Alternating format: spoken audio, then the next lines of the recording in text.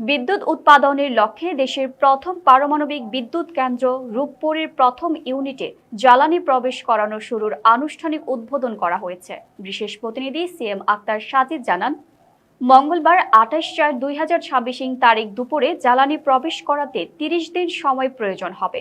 পারমাণবিক বিকিরণ ঘটানো ও পরীক্ষা শেষ করতে আরও ৩৪ দিন লাগবে। নিরাপদ তা নিশ্চিত করে জাতীয় গ্রিডের শতভাগ বিদ্যুৎ পেতে প্রায় ১০ মাস সময় লাগতে পারে।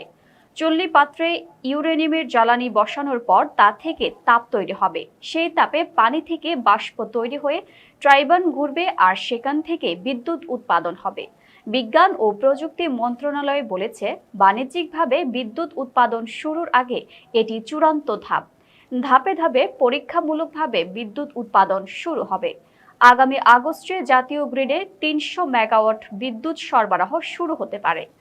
করোনা মহামারী, রাশিয়া ইউক্রেন যুদ্ধ সহ বৈশ্বিক নানা সংকট পেরিয়ে অবশেষে পারমাণবিক বিদ্যুৎ উৎপাদনের ঐতিহাসিক যাত্রা শুরু হয়েছে বাংলাদেশের। এর মধ্য দিয়ে পারমাণবিক শক্তি ব্যবহারকারী দেশের তালিকায় বিশ্বের ৩৩তম দেশ হল বাংলাদেশ। জ্বালানি প্রবেশ কার্যক্রমের উদ্বোধনী অনুষ্ঠানে উপস্থিত ছিলেন বিজ্ঞান ও প্রযুক্তি মন্ত্রী ফকির মাহবুবুর আলম, প্রধানমন্ত্রীর বিজ্ঞান ও প্রযুক্তি বিষয়ক উপদেষ্টা রেহান আসিফ আসাদ, রুশ পরমাণু শক্তি কর্পোরেশনের রোসাইটম মহাপরিচালক আলেক্সি লিখাচেট।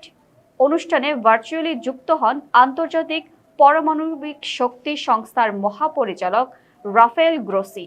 দেশের ইতিহাসে সবচেয়ে বড় একক প্রকল্প রূপপুর পারমাণবিক বিদ্যুৎ কেন্দ্র।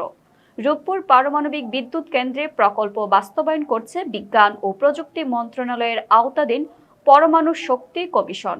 এ প্রকল্পের আওতায় ১২০০ মেগাওয়াটের দুটি ইউনিট নির্মাণ করেছেন রাশিয়ার ঠিকাদার প্রতিষ্ঠান অ্যাটমস এক্সপার্ট পোর্ট।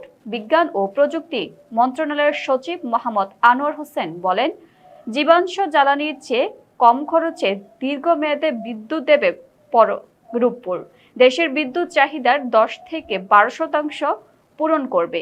এর অর্থনৈতিক মূল্য অনেক বেশি। দক্ষ জনবল তৈরি হয়েছে। আগস্টের তৃতীয় সপ্তাহের মধ্যে জাতীয় গ্রিডে পরীক্ষামূলকভাবে বিদ্যুৎ সরবরাহ শুরু হবে।